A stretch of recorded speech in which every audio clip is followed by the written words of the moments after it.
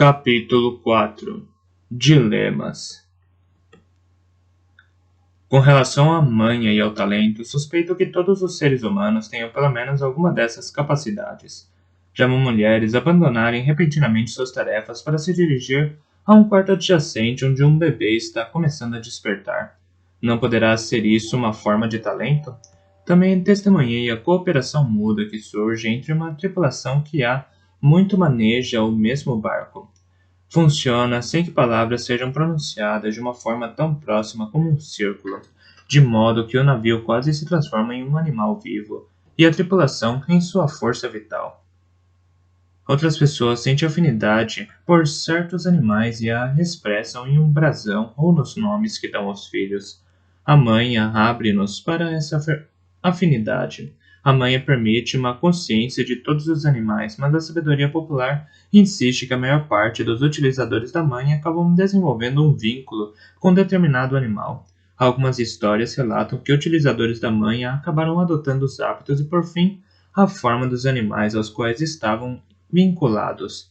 Essas histórias, acredito, podem ser postas de lado como histórias de terror, destinadas a desencorajar as crianças à prática da magia dos animais. Acordei tarde. Meu quarto estava frio, não havia fogo, a roupa suada grudava na minha pele. Desci as escadas cambaleando até a cozinha. Comi qualquer coisa, saí para ir à casa de banhos, comecei a tremer e voltei para o quarto. Tornei a me enfiar na cama, tremendo de frio, mas mais tarde alguém entrou e falou comigo. Não lembro o que foi dito, mas me lembro de ter sido sacudido. Foi desagradável, mas consegui ignorá-lo, e foi o que eu fiz. Acordei no começo da noite. Havia fogo na lareira e uma pilha de lenha no balde. Uma pequena mesa foi puxada para junto da cama e nela havia um pouco de pão, carne e queijo e uma bandeja posta sobre um pano bordado com uma bainha de renda. Uma gorda jarra com um preparado de ervas no fundo esperava pela água do enorme caldeirão que fumegava sobre o fogo. Uma banheira e sabão tinham sido colocados do outro lado da lareira. Uma camisola limpa estava ao pé da cama. Não era uma de minhas velhas camisas. Podia ser que me servisse. Minha gratidão se sobrepôs à perplexidade. Consegui sair da cama e tirar proveito de tudo aquilo. Depois me senti muito melhor. A tontura foi substituída por uma sensação de leveza pouco natural. Mas isso rapidamente sucumbiu ao pão e ao queijo. O chá continha uma pitada de casco de elfo. Suspeitei imediatamente de Bril e me perguntei se teria sido ele quem tentara me despertar. Mas não, ele só me chamava durante a noite.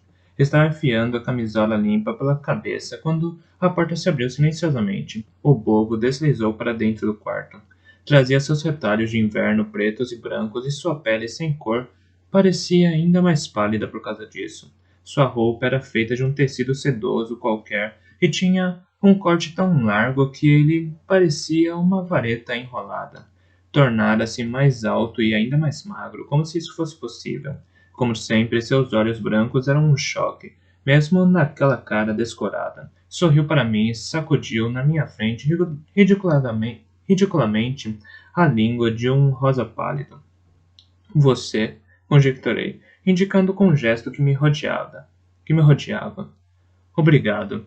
Não, negou ele. Seu cabelo claro flutuou como um ralo debaixo do barrete quando sacudiu a cabeça. Mas ajudei. Obrigado por ter tomado banho. Isso faz minha tarefa de verificar como está ser menos pesada. Estou feliz que tenha acordado. Você tem um ronco pavoroso. Deixei passar o comentário. Você cresceu, observei. Sim, e você também. Tem estado doente e dormiu por muito tempo. Agora está acordado, banhado e alimentado. Ainda está com uma cara péssima, mas já não cheira mal. Estamos no fim da tarde. Há mais algum fato óbvio que queira rever? Sonhei com você, enquanto estive longe. Ele me deu um olhar duvidoso. Ah, sim? Que comovente. Não posso dizer que eu sonhei contigo. Senti saudade de você, disse, divertindo-me com a breve expressão de surpresa que passou pela cara do bobo. Que engraçado. Será que isso explica por que você tem feito tanto papel de bobo? Suponho que sim. Sente-se. Conte-me o que aconteceu enquanto estive fora. Não posso. O rei sagaz está à minha espera. Ou melhor, não está à minha espera. e é precisamente por isso que devo vê-lo imediatamente. Quando se sentir melhor, deverá visitá-lo, especialmente se ele não estiver à sua espera. Virou-se abruptamente para ir embora. Saiu com rapidez pela porta, mas em seguida voltou, debruçando-se para dentro. Ergueu os guizos de prata que trazia na ponta de uma manga ridiculamente longa e tilintou-os para mim. Adeus, Fitz. Tente ser um pouquinho melhor e não deixar que o matem. A porta se fechou silenciosamente atrás dele. Foi deixado só. Enchi outra chavena de chá e bebi um gole. A porta se abriu novamente. Ergui os olhos, esperando o bobo. Renda espreitou para dentro e anunciou: Oh, ele está acordado. E então, com a maior severidade, perguntou: Por que não disse como estava cansado? Quase me matou de susto assim, dormindo o dia inteiro. Não esperou que eu convidasse e meteu-se no quarto adentro, trazendo nos braços lençóis, cobertores limpos e a dama paciência em seu encalço. Oh, ele está acordado! Exclamou ela para Renda, como se tivesse duvidado. Ignoraram a humilhação que sentia ao ser confrontado com elas de camisola. A dama paciência sentou-se na cama enquanto Renda saracoteava pelo quarto arrumando. Não havia muito a fazer em meus despojados aposentos, mas ela empilhou a louça suja. Espevitou o fogo na lareira, soltou restalinhos desaprovadores com a língua ao ver a água suja de banho e minha roupa jogada. Eu fiquei na beirada da lareira enquanto ela tirou a camisa e colocou lençóis limpos. Juntou minha roupa suja nos braços, deu uma fungadela desdenhosa, olhou em volta e então zarpou porta fora com o saque. Eu ia arrumar tudo aquilo, murmurei, embaraçado, mas a dama paciência não pareceu não reparar. Indicou a cama com um gesto autoritário. Relutantemente meti-me nela. Não creio que alguma vez tenha me sentido em maior desvantagem. Fez questão de enfatizar ao se aproximar e aconchegar as mantas à minha volta. E quanto a Molly? Anunciou de repente. Seu comportamento naquela noite foi repreensível. Usou sua fraqueza para atraí-la ao seu quarto e perturbou-a até não poder mais com suas acusações. Fitz, não permitirei que faça isso de novo. Se não estivesse tão doente, estaria furiosa com você. Então, estou realmente desapontada. Nem consigo pensar no que dizer sobre o modo como enganou aquela pobre menina e deu-lhe falsas expectativas. Portanto, simplesmente direi que isso não voltará a acontecer. Vai se comportar de forma honrosa com ela, em tudo. Um simples mal-entendido entre mim e Molly tinha de repente se transformado em um assunto sério. Houve um mal-entendido, disse, tentando soar firme e calmo. Molly e eu temos de esclarecê-lo. Conversando os dois, em particular, posso assegurar-lhe, para que mantenha a paz de espírito, que as coisas não são como está pensando. Tenha em mente quem você é. O filho de um príncipe, não um Fitz, recordei-lhe com firmeza. Sou Fitz Cavalaria, o bastardo de Cavalaria.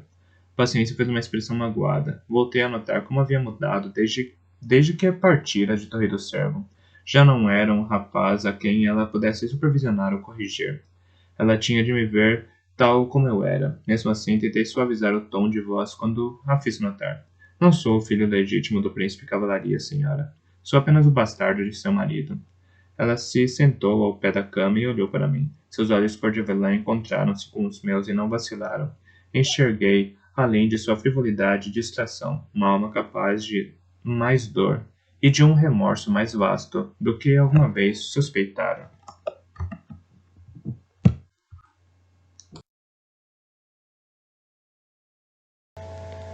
Deixaram-me a sós.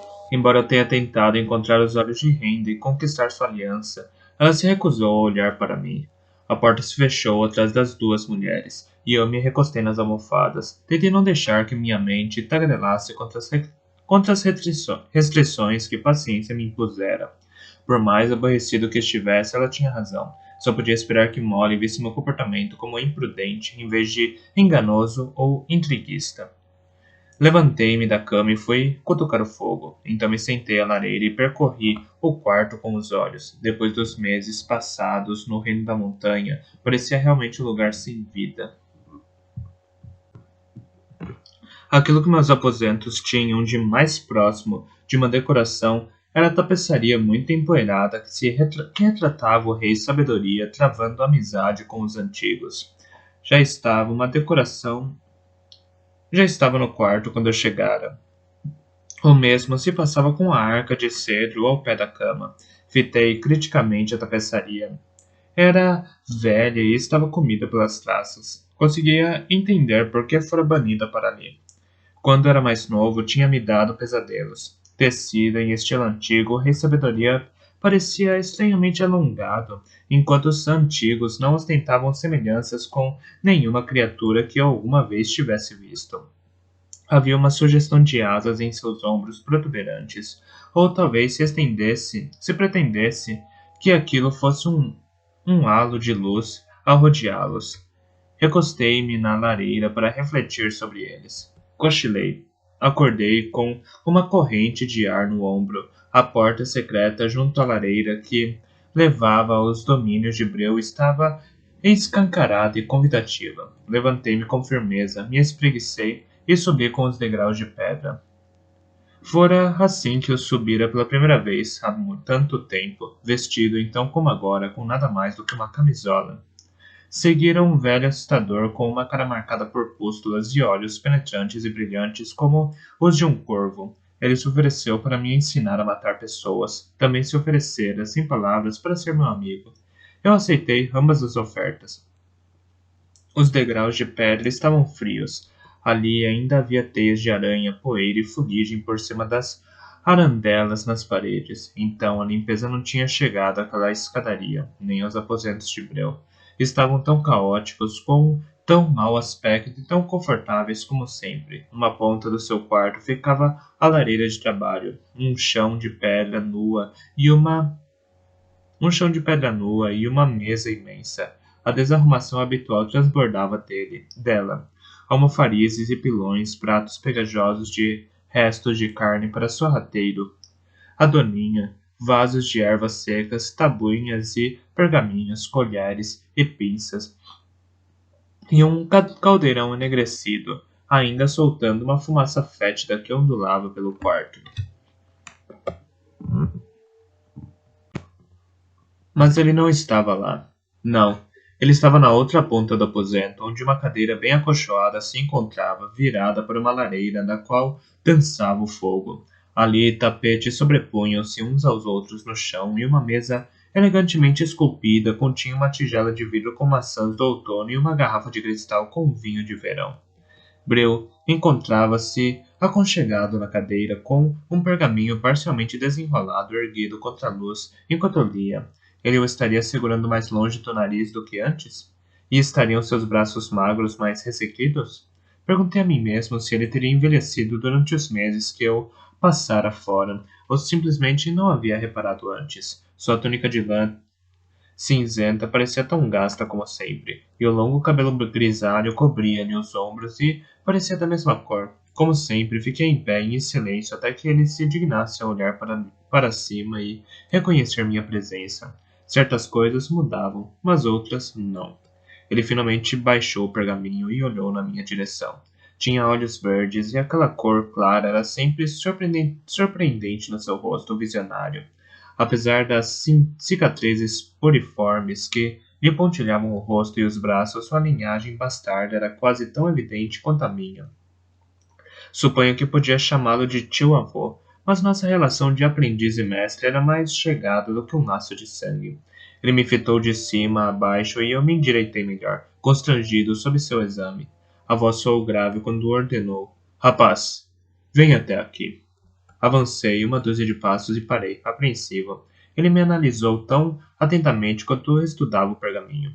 Se fôssemos traidores ambiciosos, você e eu poderíamos nos assegurar de que as pessoas reparassem na sua semelhança com cavalaria. Poderia ensinar-lhe a ficar em pé como ele ficava. Você já caminha como ele. Poderia mostrar-lhe como adicionar rugas a seu rosto para fazê-lo parecer mais velho. Tem quase a altura dele. Poderia aprender suas frases características e o modo como ele ria. Lentamente poderíamos reunir poder de um modo discreto, sem que ninguém percebesse o que estava acontecendo. E um dia poderíamos avançar e tomar o poder. Fez uma pausa. Lentamente abanei a cabeça. Então, ambos sorrimos, e eu fui me sentar nas pedras da lareira, a seus pés. O calor do fogo nas minhas costas me fez bem. É o meu ofício. É o meu ofício, suponho, suspirou e bebeu um gole de vinho. Tenho de pensar nessas coisas, pois sei que outros irão fazê-lo. Um dia, mais cedo ou mais tarde, algum nobre sem importância irá julgar que teve uma ideia original e o abordará com ela. Espere e verá se não tenho razão. Rezo para que esteja enganado. Já tive minha cota de intrigas, Breu, e não me safei tão bem desse jogo como esperava. Não saiu mal. Com as cartas que lhe vieram para as mãos, sobreviveu. Olhou além de mim para o fogo. Uma pergunta pairava entre nós, de uma forma quase impalpável. Por que tinha o rei sagaz revelado ao príncipe majestoso que eu era um assassino? Por que ele tinha me colocado na posição de responder e receber ordens de um homem que queria me ver morto? Teria ele me usado como uma moeda de troca com o majestoso para distraí-lo de seus outros descontentamentos?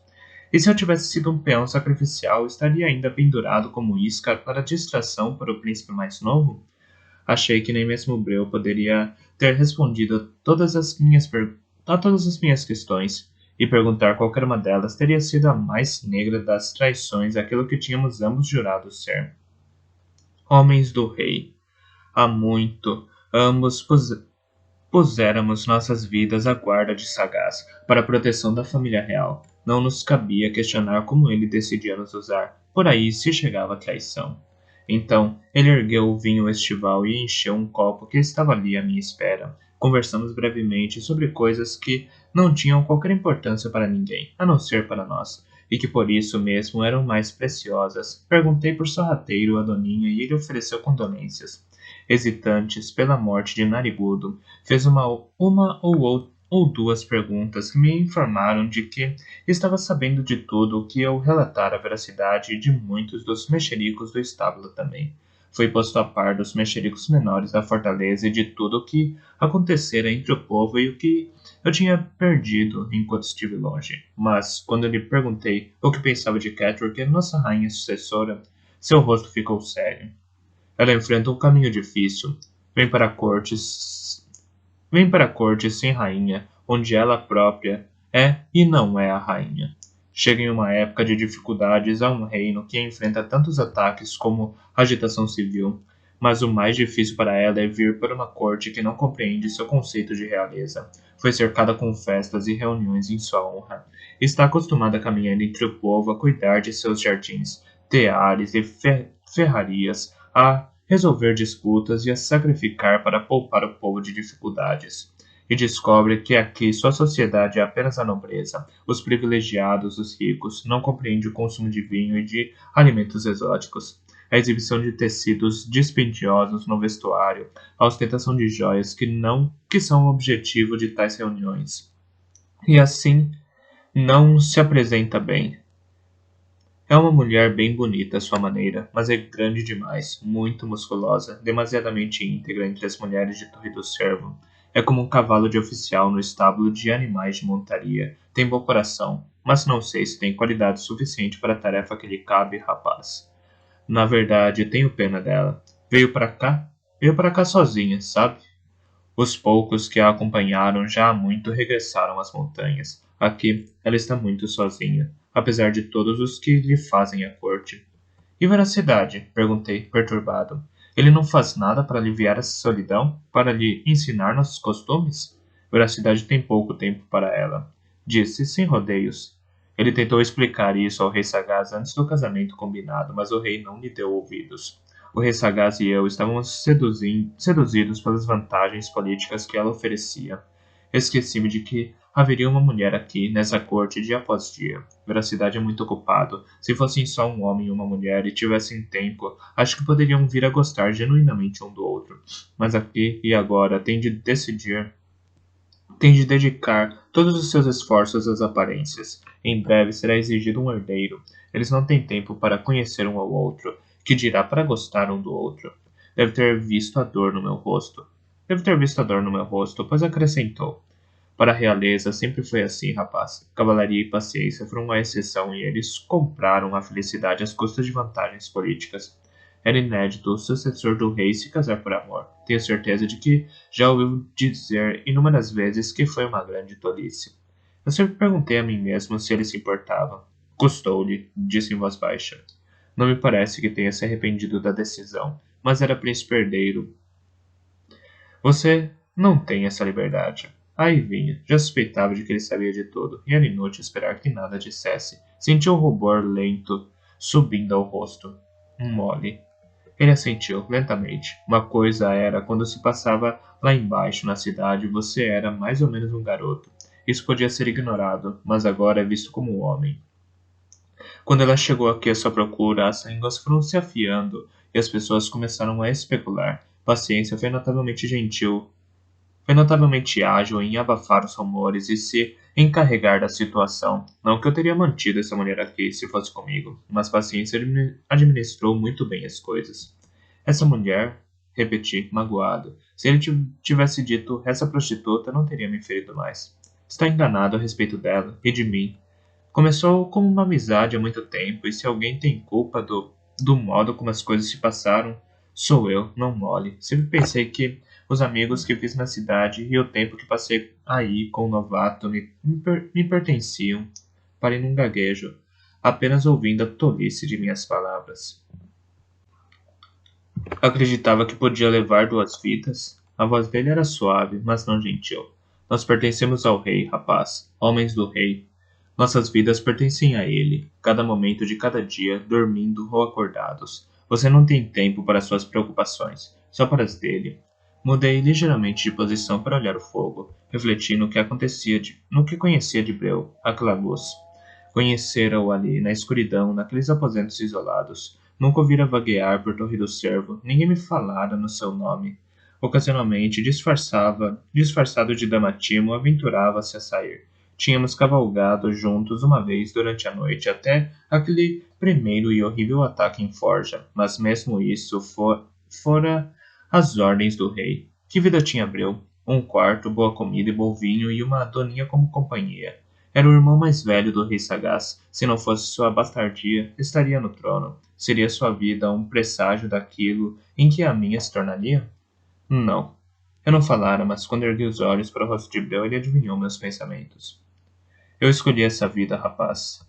Depois que uma poção mal manuseada explodiu e me marcou. Em tempos foi bem bonito e vaidoso, quase tão vaidoso como majestoso. Quando desfigurei meu rosto, desejei morrer. Durante meses não saí dos meus aposentos. Quando finalmente pus os pés na rua, foi com disfarces, não como Damatimo.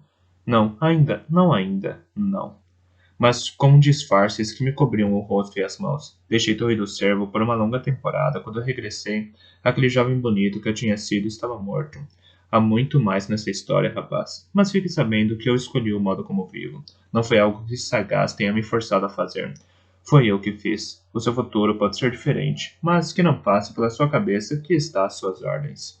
A curiosidade me instigou. É por isso que cavalaria e veracidade sabem de você, mas majestoso não? Ele sorriu de uma maneira estranha. Foi uma espécie de tio adotivo bondoso para os 2 rapazes mais velhos, se conseguir acreditar nisso. Vigiei-os, de certa forma, mas depois de ficar marcado, mantive-me afastado até mesmo deles. Majestoso nunca me conheceu. Sua mãe tinha horror das minhas cicatrizes. Acho que ela acreditava em todas as lendas sobre o homem pustulento, mensageiro do desastre e do infortúnio. Aliás, ela tinha um terror quase supersticioso de qualquer um que não estivesse inteiro. É possível enxergar isso nas reações de Majestoso em relação ao bobo. Nunca ficaria com uma aia, com uma perna de pau, nem mesmo com um criado com 1 ou 2 dedos amputados. Então, quando regressei, nunca foi apresentada a senhora ou a criança que ela deu à luz. Quando Cavalaria se tornou o príncipe herdeiro de Sagaz, eu fui uma das coisas que lhe foram reveladas. Fiquei chocado ao descobrir que ele ainda se lembrava de mim e que sentira minha falta. Nessa noite, ele trouxe veracidade para me ver. Tive de repreendê-lo por causa disso. Foi difícil fazê-los compreender que não podiam vir me visitar sempre que quisessem. Aqueles rapazes. Abanou a cabeça e sorriu às suas memórias. Não conseguiu explicar a pontada de ciúme que senti. Atraí de novo a conversa para mim. O que acha que devo fazer? Franziu os lábios, bebericou o vinho e pensou. Por enquanto. Paciência deu-lhe bons conselhos. Ignore ou evite Molly, mas não de forma óbvia. Trate-a como se fosse uma nova criada, com cortesia, sem encontrar, mas sem familiaridade. Não a procure. Devote-se à princesa herdeira. Veracidade ficará contente em vê-lo distraí-la. Catherine ficará contente com um rosto amigável. e se sua intenção é conquistar a autorização para se casar com Molly, a princesa herdeira poderá ser uma aliada poderosa. Enquanto divertir Catrican vigia também. Tenha em mente que existem alguns cujos interesses não apoiam a possibilidade de veracidade de ter um herdeiro.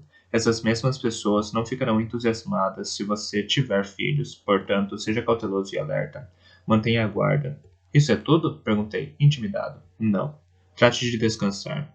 O que foi usado em você por majestoso foi raiz morta?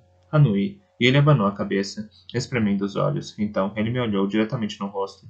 É jovem, pode ser capaz de se recuperar quase por completo. Já vi outro homem sobreviver, mas passou o resto da vida tremendo.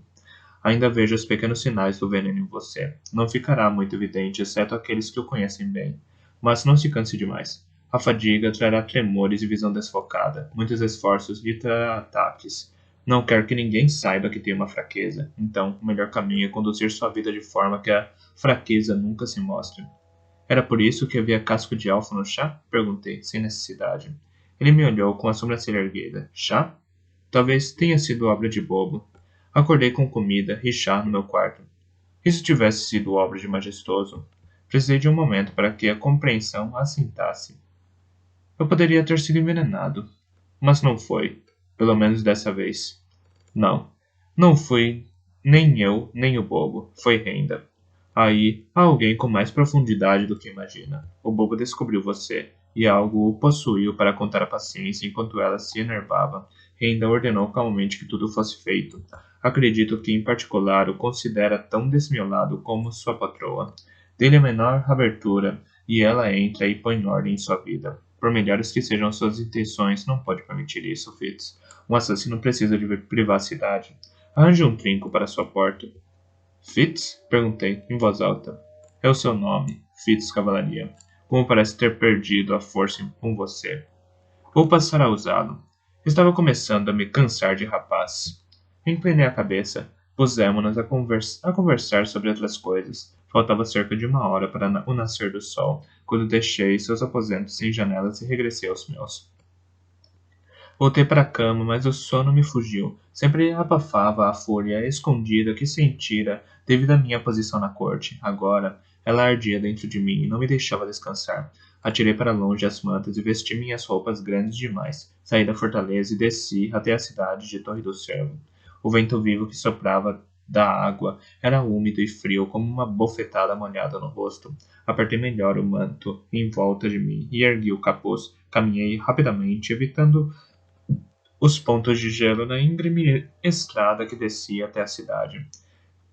Tentei não pensar, mas descobri que o intenso pulsar do sangue aquecia mais a folha do que a carne. Os pensamentos dançavam como um cavalo puxado pelas rédeas. Quando eu chegara pela primeira vez à cidade de Torre do Cervo, ela era um lugarejo movimentado e sujo. Na última década crescera e adotara uma aparência de sofisticação, mas suas raízes eram ainda muito claras.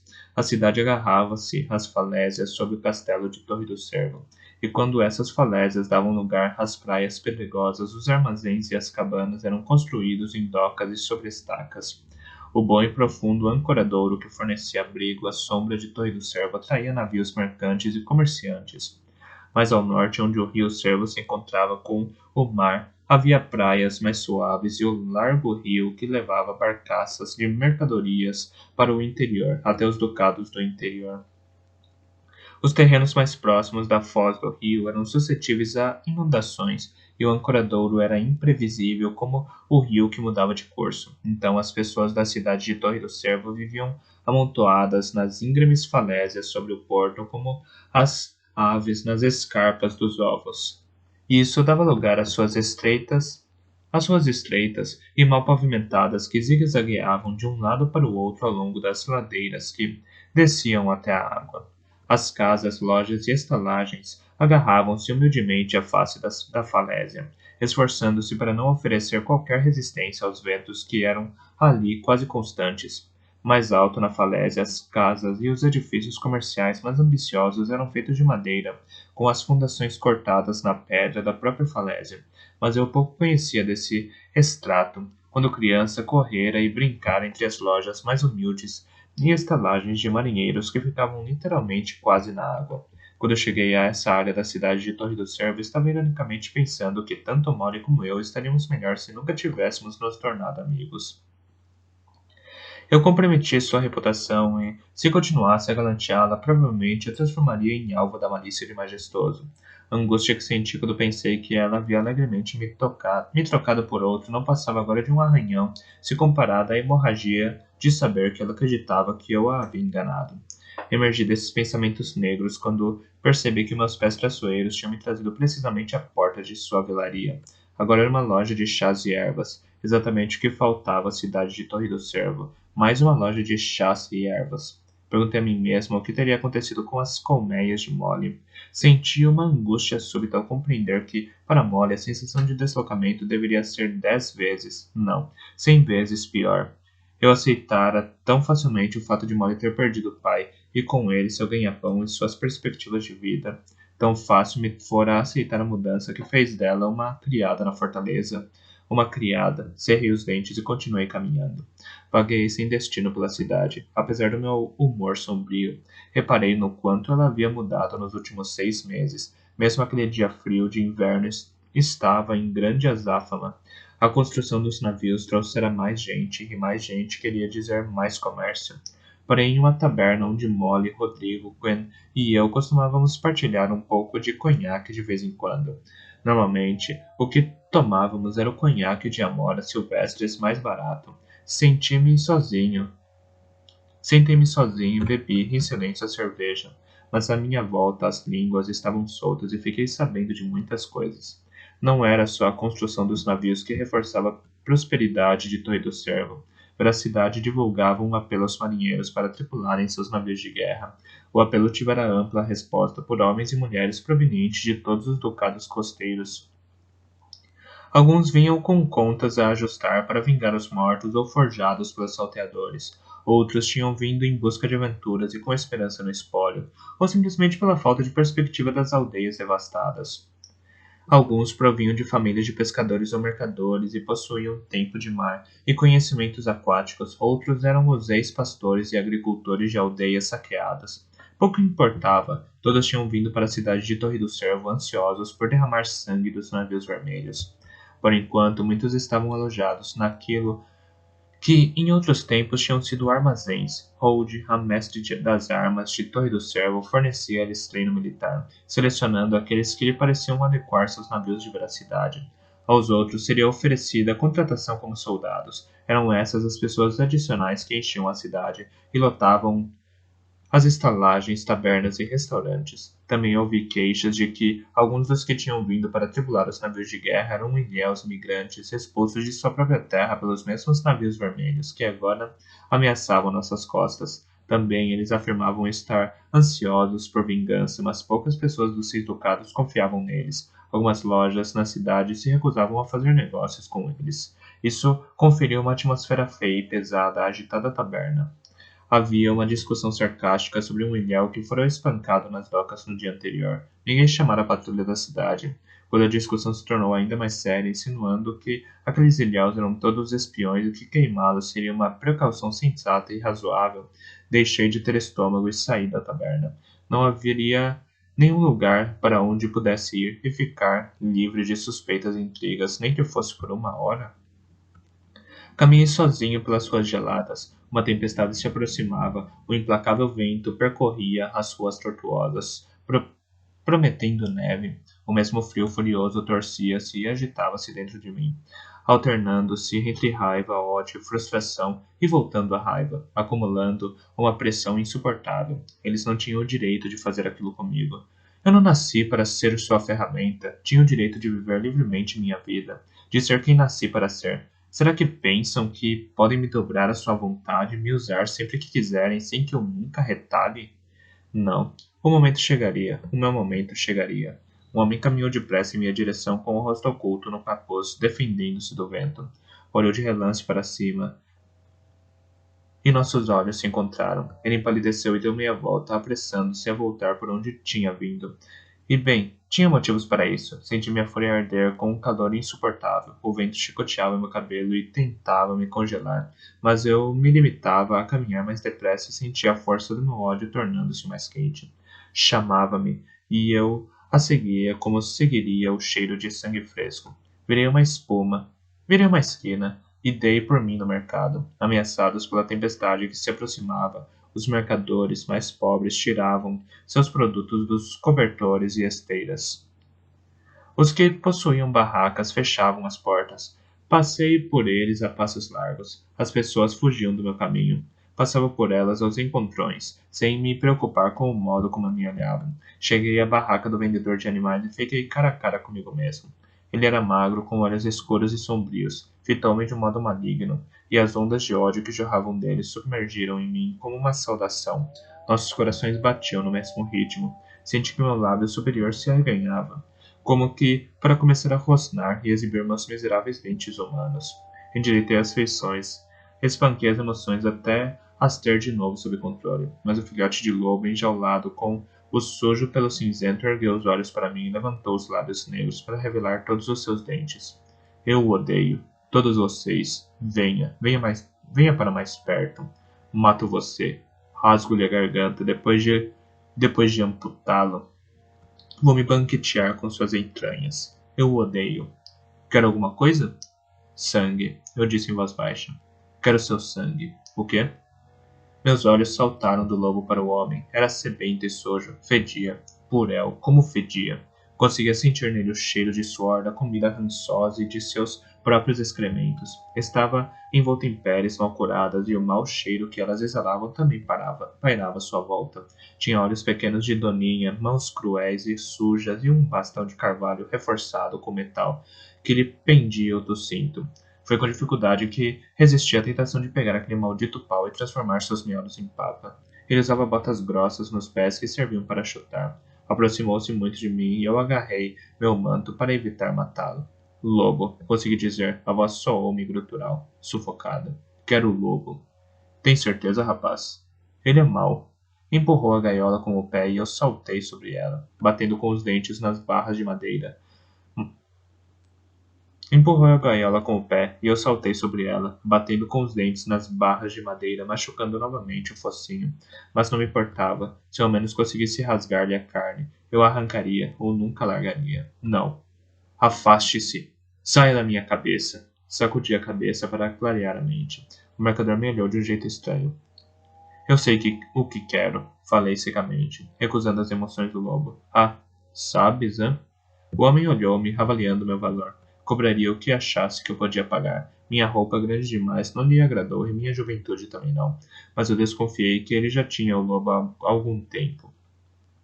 Esperara vendê-lo quando filhote, agora com o lobo precisando de mais comida e sem obtê-la. O homem provavelmente aceitaria qualquer coisa. Por mim, ótimo. Não tinha muito dinheiro. Para o que quer? Perguntou o homem em tom de conversa. Rinha, disse eu, com um ar indiferente. Ele parece que só tem ossos, mas ainda pode haver nele um pouco de esporte. O lobo atirou-se subitamente contra as garras de boca escancarada, os dentes brilhantes. Matos, matos a todos. Rasgo-lhe as gargantas, abro-lhes a barriga. Fique calado se quiser a liberdade. Mentalmente dei-lhe um empurrão, e o lobo saltou para trás como se tivesse sido picado por uma abelha. Recolheu-se para o canto mais afastado da gaiola e aninhou-se lá, com os dentes à mostra, mas o rabo enfiado entre as pernas. A incerteza inundou-o. Briga de cães, hein? Oh, ele há de dar uma boa luta. O mercador voltou a empurrar a jaula com uma bota grossa, mas o lobo não respondeu. Ele vai fazer você ganhar muito dinheiro. Ah, vai. É pior que um carcaju. Deu um pontapé na gaiola com mais força e o lobo se encolheu ainda mais. Oh, claro, ele raramente tem aspecto disso. Oh, claro, ele realmente tem aspecto disso, eu disse com desdém. Afastei os olhos do lobo, como se tivesse perdido o interesse. Estudei as aves engaioladas atrás dele. Os ombros, os pombos e as pombas pareciam estar bem tratados, mas duas gralhas e um corvo estavam enfiados em uma gaiola imunda, cheia de restos de carne em putrefação e excrementos de ave. O corvo parecia um mendigo em farrapas de penas negras. Bique um inseto brilhante, sugeri às aves. Talvez encontre uma maneira de sair. O corvo permaneceu fatigado, empaleirado no mesmo lugar, com a cabeça profundamente enfiada nas penas, mas uma gralha voou até o poleiro mais alto e começou a dar bicadas e a puxar o pino de metal que mantinha a gaiola trancada. Voltei a olhar de relance para o lobo. Seja como for, não pensava em colocá-lo para lutar. Ia só atirá-lo para os cães para esquecê-los. Um pouco de sangue os deixa prontos para uma luta. Oh, mas ele dá um belo lutador. Olhe, veja isso. Isso foi o que ele me fez ainda há menos de um mês. Estava tentando alimentá-lo quando ele se atirou em mim. Puxou uma manga para cima e descobriu um pulso encardido, riscado com golpes pálidos, mas ainda apenas meio cicatrizado. Inclinei-me para frente como se estivesse levemente interessado. Parece infectado. Acho que vai perder a mão? Não está infectado. A cicatrização é lenta. Apenas isso. Olha aqui, rapaz. Vem aí uma tempestade. Vou pôr a mercadoria na carroça para ir embora antes que ela chegue. Então, vai fazer uma oferta pelo lobo? Ele faria de você um belo lutador. Pode dar para ratiçar os ursos, mas não muito mais do que isso. Dou-lhe 6 cobres, de um total de 7. Cobres? Rapaz, estamos falando de pratas, no mínimo. Veja, ele é um belo animal. Alimente um pouco e ele ficará maior e mais feroz. Conseguiria que me dessem 6 cobres só pela pele agora mesmo. Então é melhor tratar disso antes que ele fique ainda mais esquelético. E antes que decida arrancar-lhe a outra mão, aproximei-me da jaula, empurrando enquanto eu fazia, e o lobo se encolheu ainda mais. Ele me parece doente. Meu mestre ficaria furioso comigo se eu levasse e os cães ficassem doentes depois que o matarem. De o matarem. Olhe para o céu. A tempestade vem aí. É melhor eu ir andando. Uma prata, rapaz. E isso é dar o animal. Nesse momento, a gralha conseguiu puxar o pino. A porta da gaiola se abriu, e ela saltitou até a beirada da porta. Eu me coloquei casualmente entre o homem e a gaiola. Atrás de mim, eu vi as gralhas saltando para cima da gaiola dos pombos. Porta aberta. Fiz o corvo notar. Ouvi-o sacudir as patéticas penas. Peguei a bolsa que trazia à cintura, ergui-a pensativamente. Uma prata? Não tenho uma prata. Mas na verdade não importa. Acabei de lembrar que não tenho maneira de levá-lo comigo para casa. O melhor é não comprá-lo. Atrás de mim as gralhas levantaram voo. O homem rogou uma praga e passou por mim em direção à gaiola. Consegui enrodilhar-me nele de modo a ambos cairmos. O corvo chegara à porta da gaiola. Libertei-me do mercador e me levantei num pulo, chocando-me com a gaiola, para assustar o pássaro e levá-lo a sair para o ar livre. Ele bateu as asas penosamente e elas o levaram até o telhado de uma estalagem próxima. Quando o mercador pesadamente ficou em pé, o corvo abriu as suas velhas asas e crocitou em tom de escárnio. Desapareceu uma gaiola inteira da minha mercadoria! Começou ele em um tom acusador, mas eu apanhei meu manto e apontei para um rasgão. Meu mestre vai se zangar com isso, exclamei. Evitei com a mesma fúria que ele me fitava. Ele olhou para o corvo. A ave eriçara as penas contra a tempestade e enfiara-se no abrigo de uma chaminé. Nunca voltaria a apanhar aquele pássaro. Atrás de mim, o lobo soltou um ganido de repente. 9 cobres, ofereceu o comerciante de súbito, desesperado. Podia apostar que ele não venderia nada naquele dia. Já disse, não tenho como levá-lo para casa, retorquei. Coloquei o capuz para cima, olhei o céu de relance. A tempestade chegou. Anunciei no momento em que os grossos flocos úmidos começaram a cair. Aquilo seria um clima desgraçado, quente demais para gelar, frio demais para derreter. Ao nascer do sol, as ruas brilhariam de gelo. Virei-me para ir embora. Nesse caso, dê-me a porcaria dos 6 cobres, berrou o mercador frustrado. Estendi-os, hesitante. E você o carrega até onde eu moro? Perguntei, quando ele os tirou da minha mão. Carrego você, rapaz. Acabou de me roubar e sabe disso. Com essas palavras, pegou a gaiola de pombos e pombas e içou-a para a carroça. A gaiola vazia do corvo seguiu-a.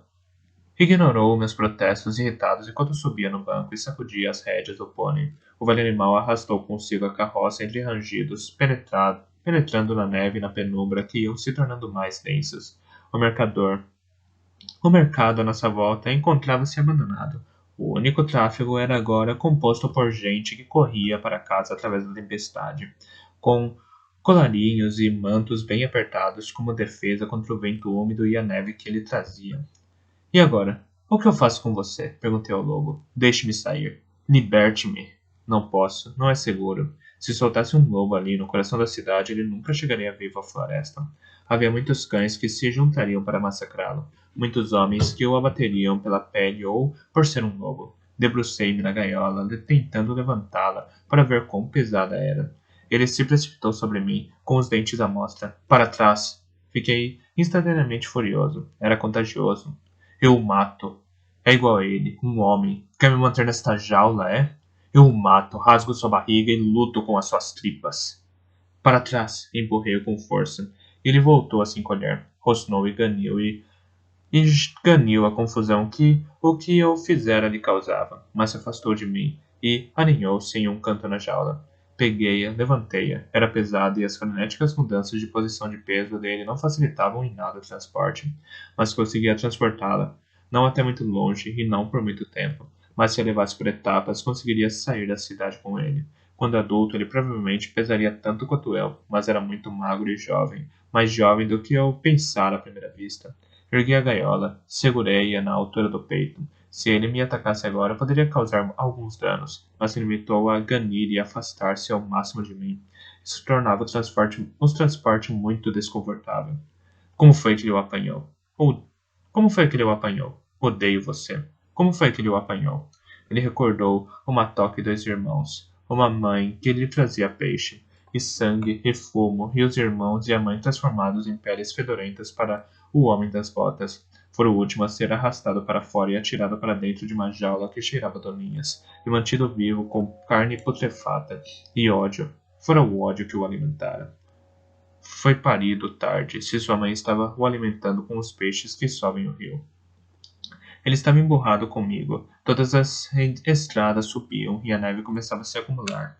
Minhas botas gastas escorregavam nas pedras geladas do pavimento, e os ombros doíam-me devido à carga incômoda da jaula. Temi começar a tremer. Tinha de parar com frequência para descansar. Quando fazia, recusava-me firmemente a pensar no que estava fazendo. Disse a mim mesmo que não me vincularia àquele lobo, ou a qualquer outra criatura. Eu tinha prometido isso. E apenas alimentar aquele filhote e depois soltá-lo em algum lugar. Bronco não precisaria saber jamais. Eu não teria de enfrentar seu desgosto. Voltei a levantar a jaula. Quem poderia imaginar que aquela criaturazinha sarnenta podia ser tão pesada? Sarnenta não. De indignada. Insetos. A gaiola está infestada de insetos. Então não estava imaginando aquele comichão que sentia no peito. Maravilha, teria de tomar outro banho naquela noite, a menos que quisesse passar o resto do inverno compartilhando a cama com pulgas.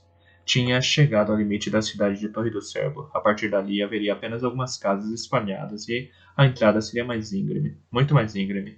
Pousei mais uma vez a jaula no chão nevado. O filhote aninhou-se lá dentro, pequeno e infeliz, sem a ira e o ódio para sustentá-lo. Tinha fome. Tomei uma decisão. Vou soltá-lo. Levarei-o no colo. Nada veio dele. Observou-me firmemente enquanto eu manejava o fecho da jaula e abria a porta. Achei que ele investiria sobre mim e desapareceria na noite e na neve que caía. Mas ele ficou agachado no mesmo lugar. Enfiei a mão na gaiola e segurei-lhe o cachaço para puxá-lo para fora. No instante, estava em cima de mim, arremetendo contra o meu peito, com as mandíbulas escancaradas selvagemente em direção à minha garganta. Ergui o braço a tempo de lhe enfiar o antebraço nas mandíbulas.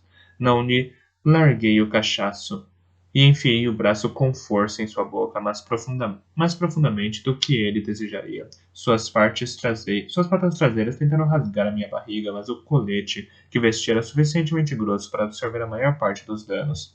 No instante, estávamos rolando na neve, ambos a morder e a rosnar como loucos. Mas eu tinha a vantagem do peso, da força e da experiência de anos a lutar com cães. Apanhei-o pelas costas e Segurei-o assim, impotente, enquanto ele sacudia a cabeça de um lado para o outro e me chamava por nomes ofensivos para os quais os humanos não têm palavras. Quando ficou exausto, debrucei-me sobre ele. Agarrei-lhe a garganta e me abaixei para fitá-lo nos olhos. Aquilo era uma mensagem física que ele compreendia. Acrescentei: Eu sou o lobo. Você é o filhote e vai me obedecer. Segurei-o ali, fitando-o nos olhos. Ele rapidamente desviou o olhar, mas continuei a segurá-lo até que ele voltou a olhar para mim, e eu vi a mudança em seus olhos. Larguei-o, fiquei em pé e me afastei. Ele ficou quieto. Levante-se. Venha cá.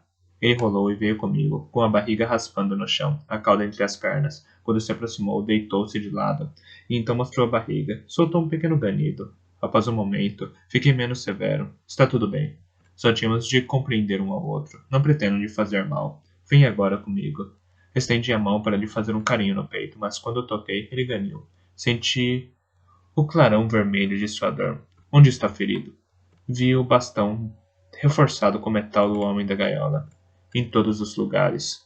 Tentei ser cuidadoso ao apalpá-lo. velhas crostas, nódulos nas costelas. Fiquei em pé, tirei a gaiola do nosso caminho com um violento pontapé. Ele se aproximou e se encostou à minha perna. Fome, frio, tão cansado. Seus sentimentos estavam de novo a sangrar sobre os meus. Quando o toquei, foi difícil separar os meus pensamentos dos dele. A indignação contra o modo como ele fora tratado seria minha ou dele.